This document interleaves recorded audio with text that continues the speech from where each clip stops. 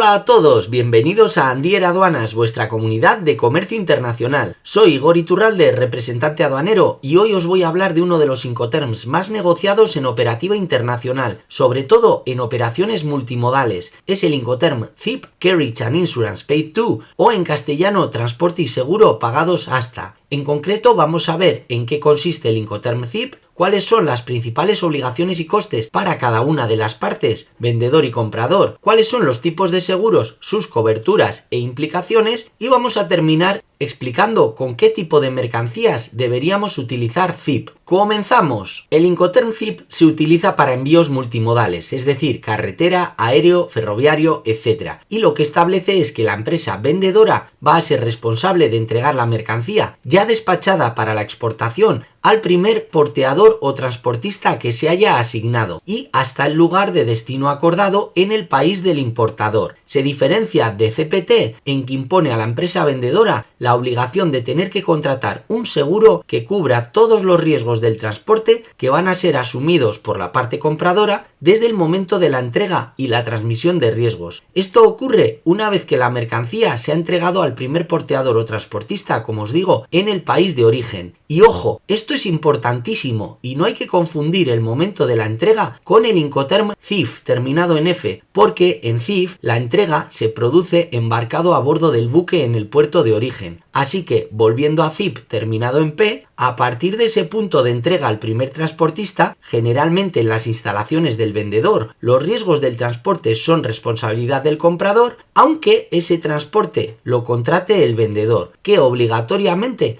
tendrá que cubrirlos a través de un seguro con una cobertura ICC de clase A. Como explicaré después, da derecho a reclamar al comprador, que es quien asume el riesgo de ese transporte que ha contratado la parte vendedora. El CIP pertenece al grupo C de los Incoterms y aquí viene lo que lía a mucha gente. En ese grupo siempre tenemos una dicotomía entre los costes y los riesgos. El vendedor tiene que pagar el transporte internacional hasta el lugar de destino pactado, pero ojo, el riesgo se transfiere mucho antes, en origen, en el momento en que la mercancía se entrega al primer transportista. Así que, como os decía, es importantísimo que tanto el lugar de entrega como el de destino se especifiquen claramente en el contrato de compraventa. Por ejemplo, supongamos una empresa de Madrid que vende secadores corporales a un cliente que sea una cadena hotelera que esté en Canberra, Australia, y lo hace bajo el Incoterm CIP Melbourne. El vendedor español tiene que pagar el transporte hasta el aeropuerto internacional de Melbourne, en Australia, incluyendo el acarreo en origen, el despacho de exportación en España, el flete aéreo internacional y el seguro para el transporte de las mercancías que cubra los riesgos a los que se enfrenta el comprador desde el momento de la entrega de la mercancía hasta su llegada al aeropuerto de destino acordado. Este seguro tiene que cumplir con los requisitos específicos establecidos en los Incoterms, incluyendo para este Incoterm CIP una cobertura ICCA, es decir, la mayor de todas, pero ojo porque no es un todo riesgo y tendremos que asegurar un valor de al menos el 110% de la factura de compraventa y siempre en la moneda del contrato. Ahora bien, el riesgo ya pasó al comprador en el momento en el que la mercancía se entregó al primer transportista en Madrid. Así que, si la carga sufre un siniestro durante el vuelo, el comprador australiano es quien tiene que asumir las consecuencias y por tanto es quien tiene que reclamar directamente a la aseguradora. Es importantísimo, como siempre os digo, a la hora de redactar el Incoterm en la factura comercial, en el contrato de compraventa y en los documentos que corresponda, especificar bien la regla Incoterm, el lugar acordado y la versión de los Incoterms que estemos utilizando. Por ejemplo, CIP Terminal A1, Aeropuerto Internacional John Fitzgerald Kennedy, Nueva York, Estados Unidos, Incoterms 2020. Ahora os voy a contar cuáles son las principales obligaciones y costes para cada una de las partes, vendedor y comprador. Vamos a empezar por el lado del vendedor, que tendrá que entregar la mercancía verificada y de acuerdo a los estándares de calidad que nos ha requerido el cliente, dentro del plazo acordado y con el embalaje y marcado adecuados, a excepción lógicamente de los graneles. Y es muy importante especificar todos estos aspectos en el contrato de compraventa. Además, tendrá que entregar la factura comercial y todo el resto de documentación que hayan acordado en el contrato. Tiene que contratar y asumir el coste del transporte hasta el lugar de destino que hayan pactado, que podrá ser un almacén, una terminal aérea, terminal ferroviaria, etc. Y notificará al comprador la entrega de la mercancía cuando se cargue en el camión al primer porteador, que es cuando se transmite el riesgo, y luego más tarde también avisará de la llegada de la mercancía al destino final. El vendedor se tiene que encargar del despacho de aduana de exportación y aquí, como pequeño inciso, si fuera un envío entre empresas de dentro de la Unión Europea, por ejemplo, este paso no sería necesario. Pero volviendo a una transacción con terceros países, también el vendedor tiene que asumir las gestiones y los costes asociados al despacho aduanero, como puedan ser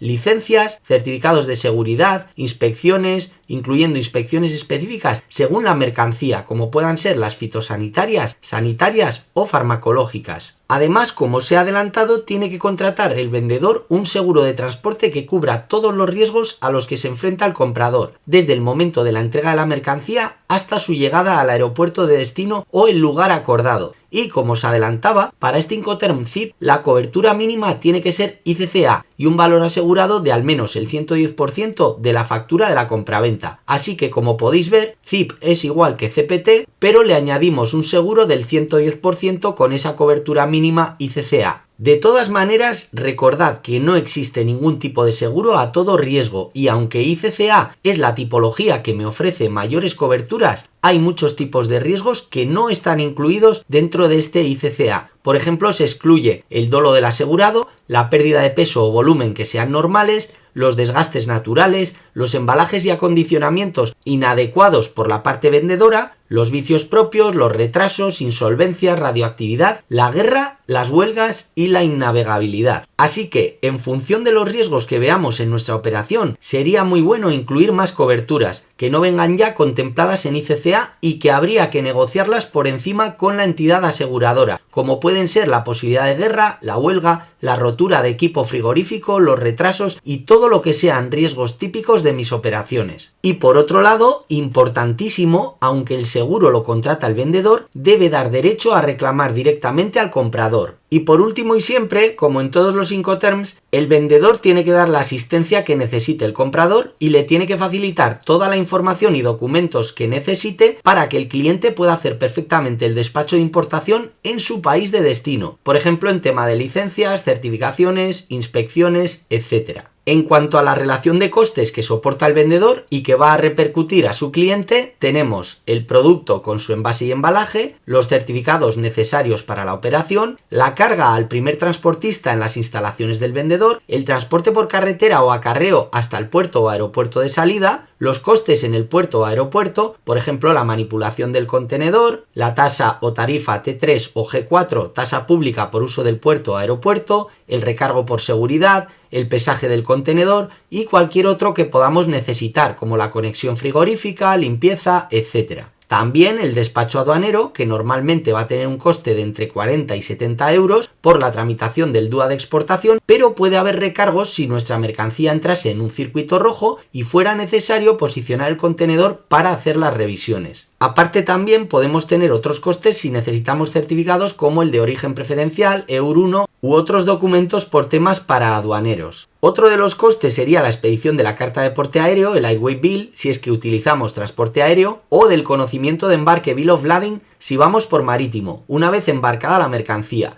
y suele rondar entre 60 y 100 euros. También, lógicamente, el flete o transporte marítimo o aéreo internacional, con todos los posibles recargos que aplique la naviera o la aerolínea. Y por último, la contratación y el abono de ese seguro del que hablábamos, del 110% del valor de las mercancías, con cobertura ICCA, más las coberturas adicionales si es que las queremos. Y recordad que el seguro tiene que cubrir todos los transportes hasta llegar al lugar de destino pactado. Ahora nos vamos con las obligaciones y costes para el comprador. Obviamente tiene que pagar el precio pactado por la mercancía y aquí recordad que el método de pago y el plazo de pago no están regulados por los Incoterms, así que los tenéis que indicar en la factura comercial y en el contrato de compraventa. Por otro lado, el comprador tendrá que establecer el momento y el punto de recepción de la mercancía, es decir, el lugar de destino que lógicamente será designado por él, el cliente. Y también el comprador tendrá que organizar, gestionar y cubrir todo el resto de costes de esta operación logística hasta que el producto llegue a las instalaciones del cliente, si es que fuera necesario, y según la regla Incoterm CIP. Es decir, esto incluye la descarga en el aeropuerto de destino, si es que no viene incluida en el flete, así como todos los demás costes asociados en dicho aeropuerto, el despacho de importación y los costes posteriores hasta el punto de destino final, como pueden ser el transporte final o acarreo,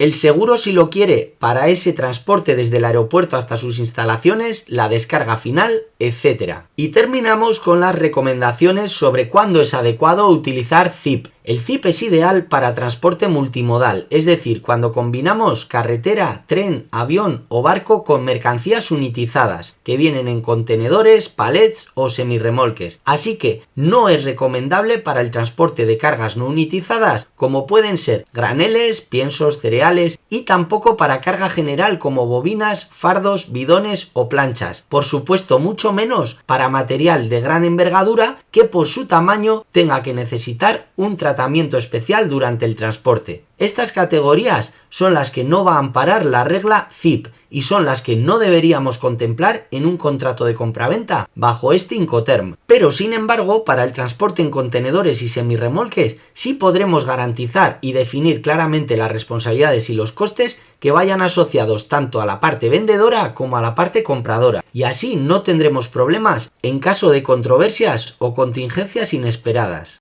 Esto ha sido todo por hoy. Recuerda que puedes comentar los vídeos, compartirlos y suscribirte al canal.